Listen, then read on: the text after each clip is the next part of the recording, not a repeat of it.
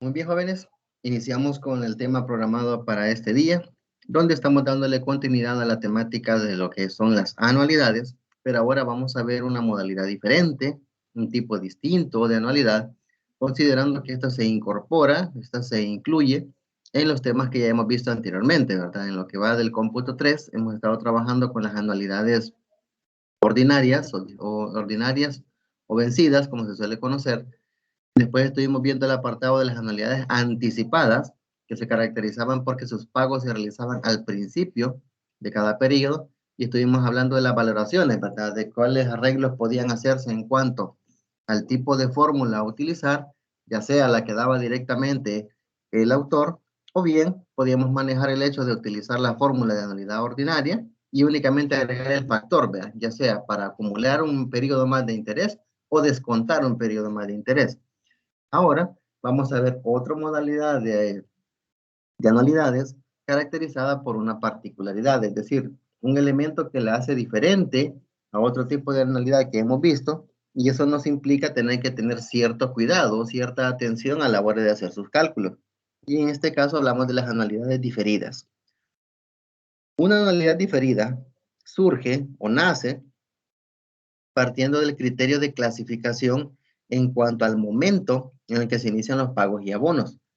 Decíamos, cuando hablábamos de una anualidad ordinaria, el primer pago se hace una transacción en el momento cero. Cuando hablamos de una anualidad ordinaria, el primer pago lo realizamos en el periodo 1, es decir, un periodo después de la fecha en la que se hizo la transacción. Puede ser un mes, un trimestre, un semestre, un año, etcétera, pero es un periodo después. En el caso de las anualidades anticipadas, hacemos el trato en el momento cero y en ese momento se hace el primer pago. Es decir, no hay diferimiento, ¿verdad? Se hace en el primer momento, en el primer segundo que se genera la transacción como tal, momento cero. En el caso de las anualidades diferidas, se caracteriza porque hay una posposición de los pagos. Se acuerda realizar una transacción de cierta manera. Puede ser anualidad vencida, puede ser anualidad anticipada, pero sucede algo que en algún momento impide que se le dé cumplimiento al programa de pagos y eso genera un atraso. En términos de matemáticas financieras se le llama diferimiento, ¿verdad? Porque la característica del diferimiento es que implica que hay un incumplimiento en las condiciones originales de un trato que se ha pactado, pero que eso no exime al deudor de pagar ese compromiso, pese a no haberlo cubierto en la fecha que le corresponde. Por ejemplo, un típico ejemplo de una anualidad diferida es cuando alguien les otorgan un crédito, un banco otorga un crédito y esa persona se compromete a pagar haciendo pagos en ventanilla, por ejemplo, de X cantidad en cada mes. Pero resulta de que puede haber un problema de salud, puede haber habido un problema de índole legal o de cualquier naturaleza y por alguna razón esa persona dejó de pagar. Cuando eso sucede, él cae en mora. Pero ¿qué sucede? La mora consiste en el interés que se le carga a la cuota que dejó de pagar durante el tiempo que esté pendiente de pagarse. Entonces, se le dice, no, mire, yo me comprometo a pagar dentro de 2 meses lo que tengo pendiente. Ah, ok, no hay problema. Le hacemos el cálculo y usted va a pagar dentro de 2 meses tanto, que comprende las cuotas que dejó de pagar, el interés ordinario y el interés moratorio. Entonces, cuando dentro de 2 meses paga esa cantidad que se ha acordado, ya la deuda vuelve a quedar al día. Entonces, ese es un ejemplo típico de una anualidad diferida. Pero en el caso de nosotros, vamos a ir Licenciado, conociendo. ¿Hola? no sé si entra también como ejemplo lo que pasó el año pasado, de que congelaron los intereses por 3 meses por la pandemia, que dijo el presidente, y que luego iban a ser pagados durante el resto de la deuda que faltaba, o si no, en 12 cuotas. No sé si también Es entra correcto. eso. Es correcto, sí. Solo que ese diferimiento parte de una particularidad. Que ese diferimiento comprendía que el valor de 3 cuotas e intereses normales se diferían al final del plazo y eso se iba a distribuir entre el tiempo que tenía de vigencia la deuda. Es decir, eso el deudor no lo tenía que pagar al momento de reactivarse el pago que estaba haciendo, porque le dieron 3 meses de gracia. Cuando pasaban esos 3 meses ya volvía otra vez a estar pagando, pero no iba a pagar toda la deuda que se le acumuló, sino que le iba a seguir pagando normal. Entonces, esa es una forma de diferimiento pero es un poco distinta de la que estamos hablando, porque aquí manejamos que alguien deja de pagar durante 1, 2, 3 periodos y después debe pagar todo ese compromiso para que la deuda quede al día y de ahí la siga pagando normal. La figura que utilizó el gobierno es diferir al final del plazo, es decir, trasladar todo, cuota más interés normal, al final del plazo sin que le genere mora. Es como el ejemplo que usted pone, Diana, es muy correcto, pero tiene una pequeña variante, que es la que estoy mencionando, de que al diferir todo al final, no es que la persona al reactivarse la condición normal del crédito tenía que ponerse al día pagando todo lo que debía. No, porque eso se traslada hasta el final.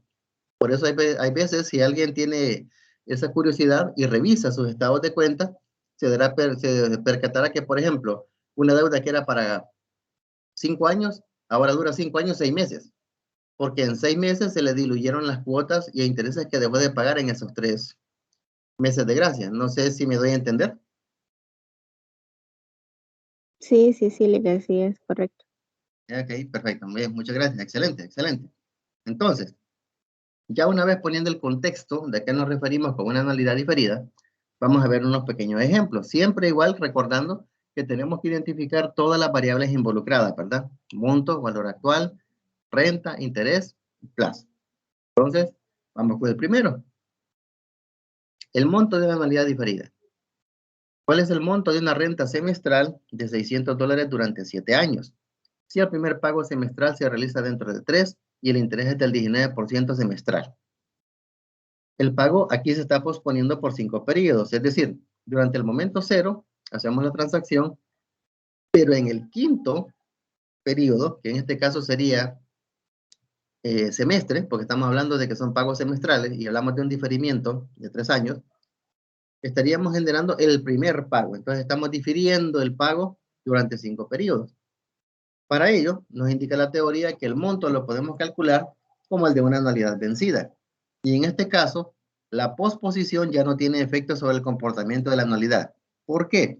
Porque si bien es cierto, voy a diferir el plazo de pago por 5 periodos, en este caso 5 semestres, lo que el ejercicio me pide es el monto total de la anualidad, es decir, cuánto me va a valer esa anualidad al final de 7 años, sin importar si yo hice el primer pago en el periodo 1, en el periodo 5 o en el periodo 14. ¿Ya?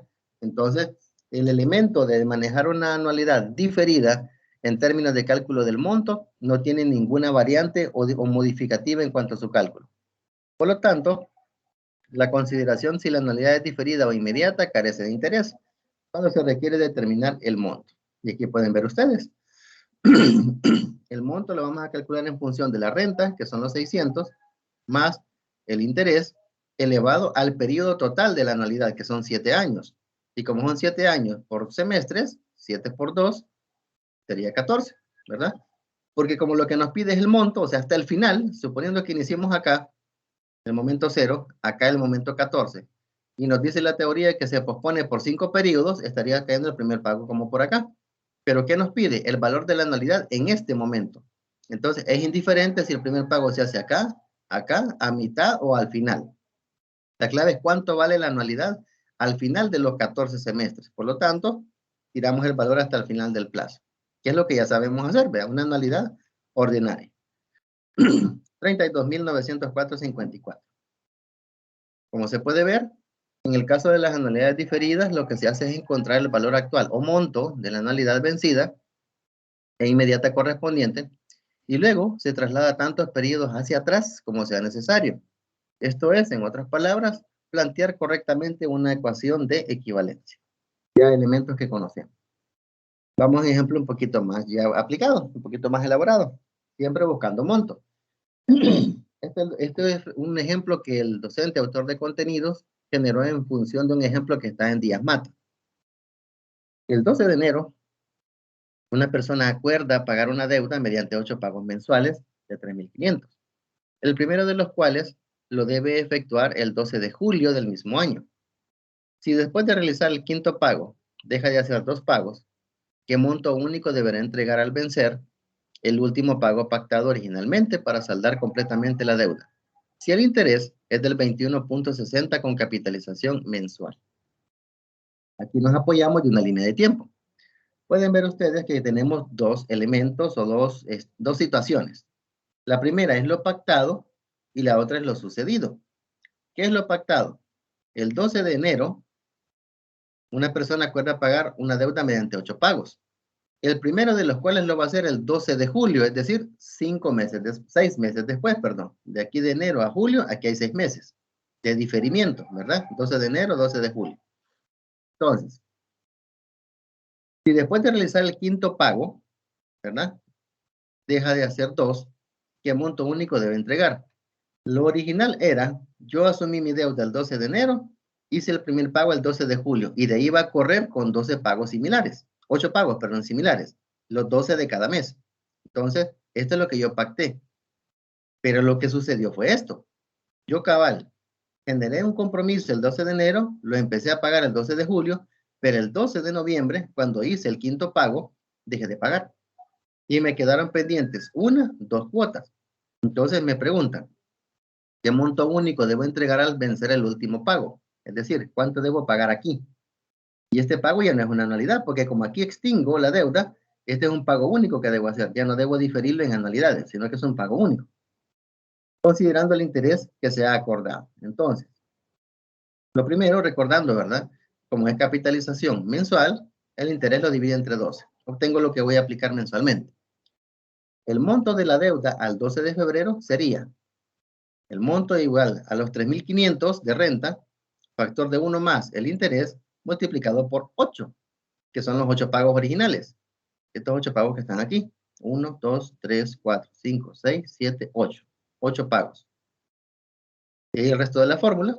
Al resolver obtengo 29.828.95. Este es el monto de la deuda originalmente acordada, ¿verdad? Originalmente pactada, según lo que tenemos aquí arriba. Ahora calculo el monto de lo que pagué, ¿verdad? En términos de lo que realmente yo estuve haciendo, porque lo que acordamos fue esto, pero lo que pasó fue esto, ¿verdad? Que solo hice 5 pagos y de ahí me quedé esperando para hacer el último. Entonces, ¿cómo lo reflejamos? Siempre con la fórmula que ya conocemos, la renta 3.500, el mismo interés, pero tenemos el apartado que en vez de 8, fueron 5 los pagos.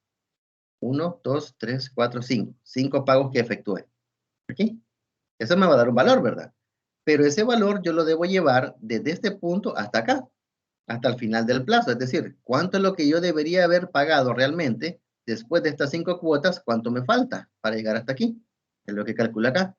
1 más 1.018 elevado al cubo, que es 1, 2, 3 periodos, lo que me falta por pagar. Haciendo eso, obtengo los dos factores de acumulación de interés compuesto y obtengo 19.138.82. Entonces, ¿qué es lo que debo yo pagar a esta fecha, al 12 de febrero, para saldar completamente mi deuda? La deuda original, 29.828.95, menos lo que pagué, 19.138. Entonces, ¿cuánto es lo que hay que pagar? 10.690.13. Este valor es el que debo pagar aquí para dejar a cero la deuda.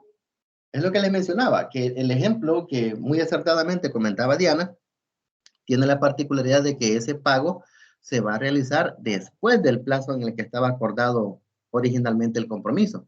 Mientras que esta anualidad, el pago se tiene que considerar en el plazo acordado. Es decir, si yo tenía pensado extinguir mi deuda el 12 de febrero, aquí la debo extinguir. No voy a diferir el pago más allá. Es lo que el gobierno promovió con la estrategia de diferimiento de las tres cuotas, ¿verdad? Entonces, ¿lo que hizo el gobierno fue diferir? Sí, pero fue una forma distinta de diferimiento a la que estamos viendo. Pero son realidades, ¿no? Que estamos conociendo. Entonces, así sería en este caso. Calculamos el pacto que originalmente se quedó, la deuda, ¿verdad? Según se originó la transacción, y a eso le vamos a restar lo que pagamos realmente, considerando los pagos, llevándolos hasta el final. Y obtenemos la diferencia. Y como obtenemos, en este caso, ¿verdad? El monto que hay que pagar para poder saldar la deuda. Ahora vamos con el detalle de anualidades diferidas, pero en términos de valor actual. Ya vimos el apartado del monto, primer ejemplo, y un segundo un poquito más elaborado, ¿verdad? Cuando miramos un diferimiento donde difería de lo que habíamos acordado a lo que había sucedido. Y ahora vamos al valor actual. Entre octubre y noviembre, varias empresas ofrecen promociones de lleve ahora y empieza a pagar en mayo o similares, ¿va? Una persona compró un vehículo el 1 de noviembre, por el cual pagó un enganche o prima, enganche le llaman allá en México, ¿verdad? Una prima, $4,000, y acordó pagar el saldo con 24 pagos mensuales de 400, empezando el 1 de mayo del siguiente año. Es decir, el 1 de noviembre se hizo la transacción, pero el pago se difiere hasta el 1 de mayo. Hablamos entonces de 6 meses, ¿verdad? Diciembre, enero, febrero, marzo, abril, mayo, 6 meses. Entonces, ¿cuál es el valor de contado del vehículo? Si la agencia cobra un interés anual convertible mensualmente. Es decir, no esperemos que el problema nos diga calcule el valor presente de. No. Ya el ejercicio da la pauta considerando que el valor que tenemos que encontrar es el precio de contado. Y siempre que se hable de un precio de contado, hablamos de un valor actual. ¿Sí? Eso nunca lo pierdan de vista. Precio de contado, valor a la fecha, etcétera, es valor actual. Entonces, el pago se pospone por 5 periodos, ¿verdad? De enero a mayo. Porque como de diciembre a mayo, perdón. Entonces, si se consideran solo los 24 pagos, que es lo que se supone que yo voy a pagar, ¿verdad? Estos 24 pagos de 400, el valor actual al 1 de abril, es decir, un mes antes de este pago que voy a hacer, consideramos los datos. El valor de la renta, que es de 400, factor de, el factor de acumulación de descuento de interés compuesto para una anualidad, el 17 entre 12, ¿verdad? Porque es de un 17% convertible mensualmente, elevado a la 24, que es el periodo que yo contemplo desde el 1 de mayo hasta cuando lo termino de pagar. Obtengo entonces que el valor es de 8,090.24. Eso es lo que valdría el vehículo a esa fecha, ¿ya? Luego, el valor actual de los pagos en el momento de comprar el vehículo es, aquí esto, después de que hemos trabajado esta variable, considerando las rentas, obtenemos un valor. Este valor no es una anualidad, sino que es un monto único. Por lo tanto, la fórmula a utilizar es diferente. Si se fijan, aquí es una anualidad y aquí es un monto único. Una vez encontramos este monto, obtenemos que los 8,090 le vamos a aplicar el factor de descuento de los 5 periodos que he diferido, que van desde diciembre hasta mayo. Entonces, cuando hacemos ese apartado del cálculo, obtenemos que de 8,090 se me reduce a 7,540.75.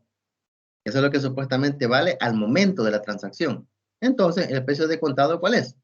7,540.75 más el enganche o prima que se pagó en ese momento, que es el momento cero, ¿verdad? El 1 de noviembre, que serían 4,000. Entonces, el vehículo tiene un precio de contado de 11,540.75. Así como estaríamos haciendo el arreglo para encontrar un valor presente de una anualidad diferida. Repitiendo o resumiendo, primero, consideramos el valor presente de todas las rentas involucradas, en este caso son 24 pagos, ¿verdad? Valor presente de todas las rentas. Y una vez obtenemos ese valor que se convierte en un monto único, lo seguimos descontando hasta el momento en el que hicimos la transacción. Porque la transacción comprende un momento que es el 1 de noviembre, cuando yo hago el trato y pago 4,000. Después, el diferimiento de 5 pagos para llegar hasta mayo. Y después, los 24 pagos que voy a hacer. Entonces, genero primero el valor presente de todas las rentas que voy a pagar, que son 24. Y después eso lo descuento, haciéndolo llegar al 1 de noviembre, partiendo de que es un monto único, considerando los 5 periodos y el mismo interés. Entonces, como la pregunta es, ¿cuánto es el valor de contado del vehículo o el valor actual de toda la transacción que he hecho? Lo que valen todas las rentas descontadas al momento del 1 de noviembre, más el pago de contado que hice, 11,540. Así, si se percatan, no es diferente a lo que ya hemos trabajado, pero hay que tener cierto cuidado a la hora de hacer los cálculos porque el orden en el que se hacen aquí es clave. Primero partimos de la premisa de actualizar rentas o anualidades y después el valor obtenido lo volvemos a actualizar para encontrar ya el valor al momento cero o, en este caso, el valor a la fecha en la que hicimos la transacción. El valor actual. Vamos con la renta. Es decir, ya encontrar el valor de la anualidad. Vamos con el ejemplo. El valor de contado de una dispensadora de bebidas es de 3,000. Ya hemos dicho que cuando hablamos de valor de contado, hablamos de un valor presente. ¿Verdad? Hay que tenerlo claro. Porque si ahora, a la hora de encontrar una renta, no interpretamos bien la redacción del ejercicio, vamos a tener el inconveniente que nos va a pedir una renta partiendo de un valor actual, y si utilizamos la fórmula de valor futuro o de monto, vamos a obtener una renta equivocada. O viceversa. Si yo necesito encontrar una renta para una transacción de un monto y utilizo la fórmula de valor presente, la renta va a estar errada, va a estar equivocada. Entonces hay que tener cuidado. Como recalco, valor de contado, valor actual, $3,000. Se puede adquirir a crédito mediante 6 pagos trimestrales, el primero de los cuales debe realizarse 9 meses después de la adquisición. Si la tasa de interés aplicada es el 5% trimestral, ¿de cuánto deben ser los pagos? Aquí hay que tener en cuenta algo. La redacción de los ejercicios puede dar pauta a ser un poco capciosa, ¿verdad? En algunos casos, y otras veces puede llegar a ser hasta confusa. Pero si tenemos bien claro la noción temporal, la noción del plazo, la noción del interés, etcétera, solamente es cuestión de interpretación. Se pueden percatar ustedes que los pagos son trimestrales, es decir, estamos hablando de plazo de 3 meses entre un y otro pago. Entonces, cuando estamos revisando la redacción, que dice 6 pagos trimestrales, estamos hablando de 6 por 3, 18 meses, ¿verdad? Y resulta de que el diferimiento se hace en función de meses. Aquí tengo trimestres y aquí tengo meses. Entonces, si yo sé que voy a trabajar en trimestres porque la tasa de interés es trimestral, ¿qué es lo que tengo que hacer? Percatarme que el plazo de diferimiento yo lo pueda considerar en trimestres. En este caso, si se percatan el ejercicio, ya da la pauta. Porque dice, el primero de los cuales debe realizarse 9 meses después de la adquisición. 9 es múltiplo de 3. Entonces, 9 entre 3, 3 trimestres. ¿Me explico? Hay que saber tener esa habilidad de poder discernir lo que nos está pidiendo el ejercicio para evitar confusiones a la hora de resolverlo durante un examen. Porque hay ocasiones que por la premura, el nerviosismo o algún otro factor por ahí, ¿verdad? Porque como recordemos que no es lo mismo estar en un aula, ¿verdad? En el ambiente idóneo resolviendo un examen de este tipo que hacerlo en casa, ¿verdad? Incluso a través de un celular, que es más complicado todavía. Es necesario tener esa habilidad, ese cuidado de saber interpretar lo que nos está pidiendo el ejercicio y en función de eso trabajar. Entonces, aquí hay trimestres y aquí hay meses, pero el número de meses está en múltiplo de 3, entonces lo puedo volver trimestre, ¿verdad? Ahí les pido disculpas que me extienda tanto en esto, pero es algo muy sencillo que a veces se nos escapa. Entonces es necesario tenerlo presente. Una vez tenemos ya discernido el elemento temporal, vamos con la solución. El primer pago que se realiza corresponde al tercer trimestre, lo que habíamos dicho, ¿va? 3 trimestres diferidos, contando a partir del momento cero. El valor actual de todas las anualidades se encuentra en el inicio del periodo al que corresponde el primer pago, es decir, al final del segundo semestre. Y para lograr la equivalencia, se encuentra el valor de la deuda en el mes 6. Es decir, en el mes 6 es el segundo trimestre. Pueden ver ustedes acá que el valor de mi compromiso, que es de 3,000, yo lo traslado cargando el interés compuesto durante 2 semestres. Y como son 2 semestres, la tasa de interés es la que se aplica, ¿verdad? Entonces de 3,000 me pasa a 3,307.50. Este es el valor que yo tengo que pagar mediante cuotas, ¿verdad? Porque se supone que este es el valor en el que desde la deuda original en el momento cero, 2 trimestres después, esto se ha convertido. Entonces, esto es lo que voy a pagar. Por lo tanto, el valor actual de los pagos lo calculamos así, que es el detalle de la renta. 3,307.50, que es esto, factor de R, que es el que estamos buscando, mediante el factor de acumulación. ¿Durante cuánto? 6 pagos. ¿Por qué? Porque nos indica que debe adquirirse en 6 pagos trimestrales. Aquí estamos hablando de 6 trimestres. Entonces, teniendo el detalle solamente si está multiplicando pasa a dividir, ¿verdad? Y despejando obtenemos que el pago trimestral debe ser de 651.64.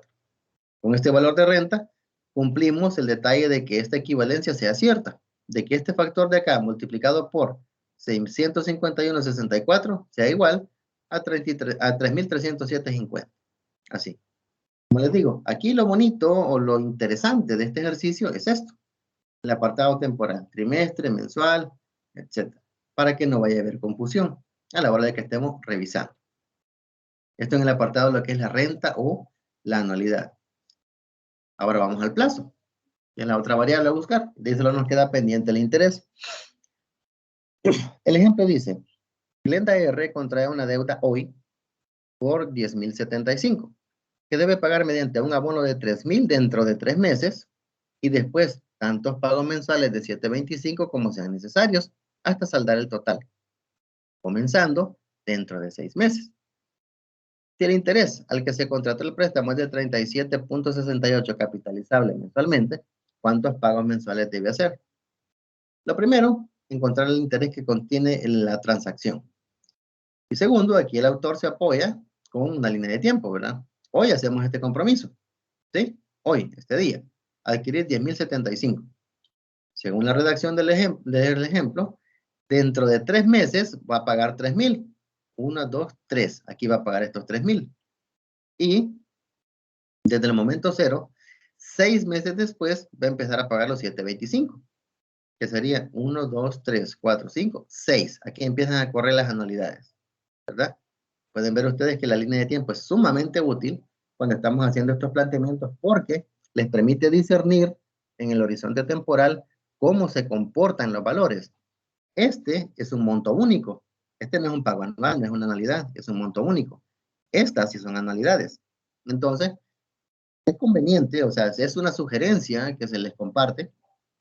Y cuando planteamos este tipo de ejercicios, nos auxiliamos siempre en las líneas de tiempo, para así saber que en este caso, por ejemplo, estaríamos hablando de una anualidad con la fórmula respectiva, y aquí estaríamos hablando de una cantidad única, para encontrar según la necesidad que tengamos, ya sea monto o valor presente, ¿verdad?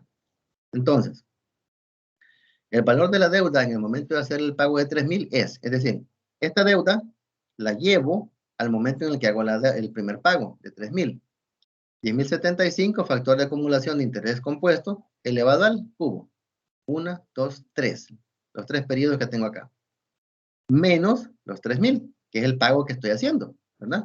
Entonces, 11,054,18 menos el pago que hago. 8,054. Ese es el valor de mi deuda aquí, en este momento. Considerando cuánto valía en el momento original, cuánto tiempo ha pasado y el pago que hago en ese momento. Son 3 cosas. Monto de deuda original, el tiempo que ha transcurrido y el pago que hago en ese momento. Aquí están las 3 cosas contempladas. Entonces, el valor de este saldo es la deuda al quinto mes, que es equivalente al valor actual de las N mensualidades de 725. Es decir, aquí, en este punto, ¿verdad? En el que yo me voy a encontrar, tengo que identificar cuánto es el valor de todas estas rentas en función del compromiso original. ¿Cuánto es ese valor? 8,054. Ya lo acabo de encontrar. Entonces, ¿cuál es el valor a partir del que se termina el tercer mes? 8,054, ese es el valor aquí, ¿verdad? ¿Y qué es lo que tengo que hacer? Tengo que llevarlo al periodo quinto, que es el donde yo tendría que hacer cuando traslado todo el valor presente de mis anualidades, lo llego hasta el punto del periodo quinto. En este caso, cuando hago el quinto pago, debo saber cuánto es el valor de todas estas anualidades. Pero la pregunta es, si yo llevé mi valor hasta aquí, ¿qué pasa con este periodo entonces? El 4 y el 5. Ah, tengo que cargarle el interés entonces, ¿verdad? 8,054,18, que es lo que encontré, factor de acumulación de interés compuesto por los 2 periodos que me hace falta mover. 1, 2, ¿verdad? Aquí tengo 8,054. Entonces lo acumulo el interés compuesto del periodo 4 y 5, porque aquí voy a hacer llegar el valor presente de las anualidades. 8,567,92. Entonces ahora sí tengo el valor para poder encontrar el número de pagos que se necesitan, porque lo que me piden encontrar es esto, el número de pagos. Ahora planteamos la ecuación, ¿verdad? Según todos los datos que tenemos, dejando libre la variable que estamos buscando. 8,567,92, que es el valor de la deuda, ¿verdad? Igual a la renta, factor de acumulación, perdón, factor de descuento de una anualidad. Al hacer la resolución del factor y llegar hasta este punto, ¿verdad? Que es el factor elevado a la menos n igual a este otro factor, ya empezamos a aplicar logaritmo. Y como hemos dicho, es indistinto utilizar logaritmo natural o logaritmo base 10. Es indistinto. La clave es que la propiedad del logaritmo permite que el exponente baje, ¿verdad? Y en vez de estar acá, pase a multiplicar. Una vez logramos eso, únicamente resolvemos la expresión y obtenemos que la respuesta son 15. Entonces, ¿cuál es la respuesta? ¿Cuántos pagos mensuales debe hacer para poder saldar una deuda con esta naturaleza, ¿verdad? Contenida en base al monto que al capital, perdón, que acordé el día de hoy, un primer pago dentro de 3 meses y anualidades a partir del 6º mes durante X periodo de tiempo. La respuesta es, se deben realizar 15 pagos para cubrir. ¿Sí? Este tipo de situaciones, si se percatan, no es distinto a lo que hemos visto, pero el orden en el que se trabajan las cosas es el que se tiene que tener especial cuidado. El orden. Y por último, que es lo que es quizás un poco más tardadito, ¿verdad?, de identificar, es el detalle de las tasas de interés. La tasa de interés se calcula aplicando fórmula de anualidades vencidas y el proceso de interpolación, que es algo que ya conocemos. ¿Qué es lo que hay que tener en cuenta? Cómo planteamos el valor sobre el cual empezamos a encontrar, mediante tanteo y error, el interés. Un ejemplo. Si para pagar una deuda de 7,000 por los años de un incidente se hacen 10 pagos mensuales de 8.25, comenzando 6 meses después de formalizar la operación, ¿cuál es la tasa de interés que se cobró?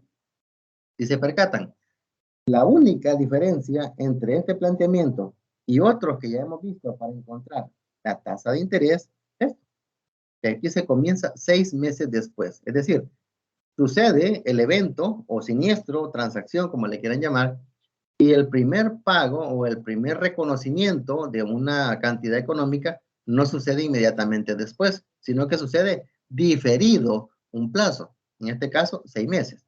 Por lo tanto, ese es el único cuidado que hay que tener para después empezar por el proceso de tanteo, ensayo y error para encontrar la tasa. Entonces, el compromiso es de 7,000, que va a consistir en 10 pagos mensuales de 8.25, comenzando 6 meses después. Entonces, si yo voy a empezar 6 meses después, tengo que conocer cuál es el valor de mi compromiso al mes quinto, porque esto es en el momento cero. Pero esto por el factor del interés, que no sé cuál es, me va a ir creciendo hasta llegar a un valor en el quinto mes, porque a partir del 6º mes, yo voy a empezar a pagar esto. Entonces, ¿qué es lo que hacemos? Calculamos el valor de la deuda al inicio del periodo en que se realiza el primer pago. 7,000, factor de 1 más I, que desconocemos, el periodo quinto. Y esto debe ser equivalente al valor actual de los 10 pagos mensuales. Aquí ya hablamos de anualidad. Aquí es un monto único y aquí es anualidad. Por lo tanto, planteamos la ecuación entonces. R, que es de 8.25, aquí está. Factor de acumulación de interés que desconocemos, elevado al plazo, que en este caso serían 10 pagos. Si se percatan, aquí estamos comparando dos cosas. Un monto único al que le debo cargar intereses durante 5 meses y una anualidad a la que le debo descontar durante 10 periodos un interés que desconozco. Entonces, al hacer la resolución, llegamos hasta este punto. Si se percatan, aquí es un poquito más complejo a la hora de estar resolviendo, por el hecho de que estamos manejando vinculación de un factor al lado izquierdo y un factor al lado derecho, donde está la incógnita que buscamos, ¿verdad? Ese es el único cuidado que hay que tener. Una vez obteniendo este valor, hacemos el proceso que ya conocemos, ¿verdad? Mediante ensayos de valores por prueba y error. Aquí ya para ir resumiendo, se obtiene que los valores a considerar están entre 0,16 y 0,015. Entonces, entre estos dos está la tasa que buscamos. Para 0.016, 8.4735. Y para 0.015, 8.5605. Entonces, igual lo planteamos como ya hemos hecho anteriormente. Y después, teniendo el detalle de que para el interés que buscamos, que es este, ¿verdad? El desconocido, el factor es de 8.4848. Aquí lo tenemos, 8.4848. Planteamos después a la izquierda el interés más bajo, 0.15, con su factor, 8.56. Y a la derecha el factor más alto, 0.016, con su factor, 8.4735. Y después interpolamos como ya hemos visto, ¿verdad? Del centro a la izquierda y de derecha a izquierda. Del centro a la izquierda lo tenemos aquí como numerador. Y de la derecha a la izquierda tenemos el denominador. Después igualamos eso al factor que tenemos arriba. Del centro a la izquierda, ¿verdad? 848 menos 856. Entre de derecha a izquierda. 847 entre 856. Y resolviendo, obtenemos el valor de I 0.0158706.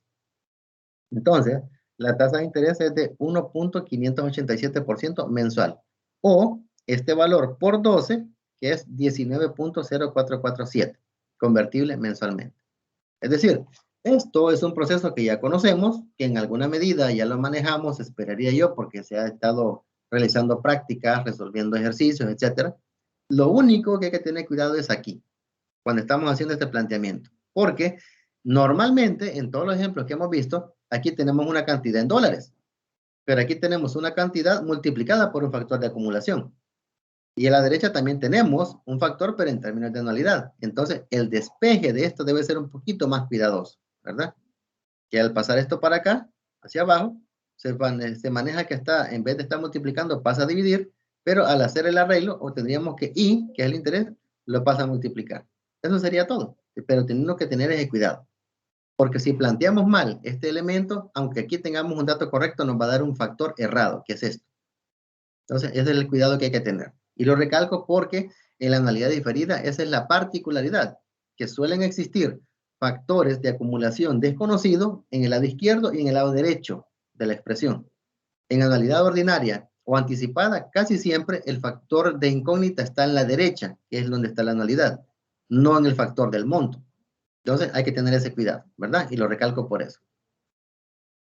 Muy bien, aquí hay un par de ejercicios de práctica, ¿verdad? Pero hay muchos otros más ahí en el libro de Díaz Mata que les recomiendo que revisen para que se vayan familiarizando con el apartado de identificar una anualidad o característica diferida.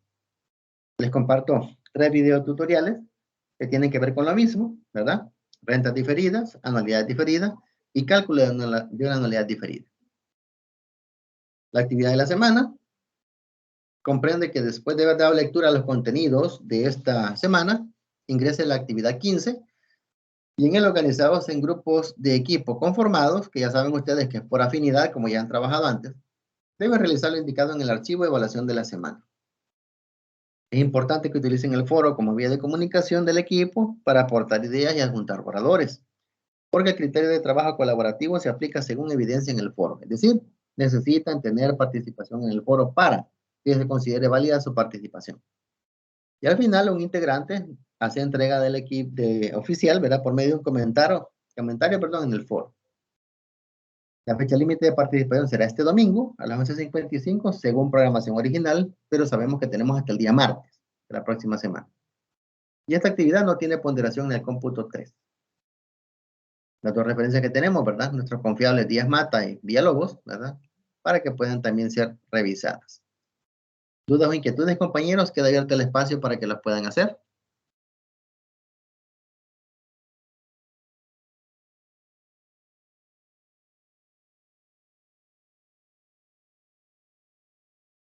No, licenciada, en mi caso todo queda claro. Perfecto, muchas gracias, Diana. Muy amable. ¿Alguien más, por favor? O si no, me retroalimentan igual para ir dando por cerrada la jornada de ahora. Muy buenos días, en mi caso todo bien, claro. Excelente, muy amable, Carlos. Muchas gracias. Muy bien. ¿Alguien más? ¿Un comentario más para ir cerrando?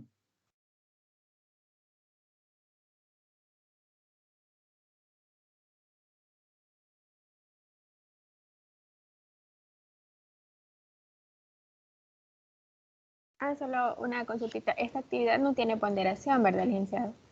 Es correcto, no tiene ponderación, pero sí les recomiendo que la vayan realizando, tanto la que hemos visto de anualidad diferida, perdón, anticipada, como esta de diferida, porque el tema que vamos a ver la próxima semana, que tiene que ver con las tablas de amortización, ya es un tema bastante particular, bastante específico, pero debo evaluar todo a la hora del parcial, es decir, tengo que evaluar anualidad diferida, anticipada y tablas de amortización, que es lo que vamos a ver a partir de la semana 16.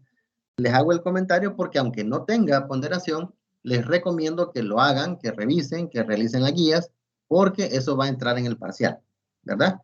Y sí, me alegro que en el parcial anterior hubieron bastantes buenas notas, considerando el hecho de que La experiencia del primer parcial fue un poco traumática, pero en el caso del parcial 2 sí, hubieron muy buenas notas, hubieron 10, hubieron 8, o sea, me gusta ver ese detalle, pero también hubieron unas notas que realmente tienen que mejorarse, ¿verdad? Entonces, la invitación es a que tengamos presente eso porque, pues sí, ya estamos en la última etapa de la asignatura y solo nos quedan 2 actividades evaluadas, que son 2 laboratorios que vamos a hacer y el parcial.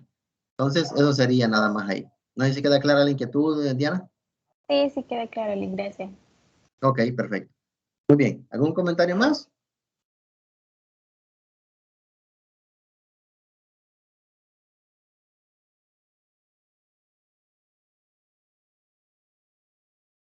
¿No lo hay? Ok, perfecto. Entonces en este momento voy a ir terminando con la grabación para que nos quede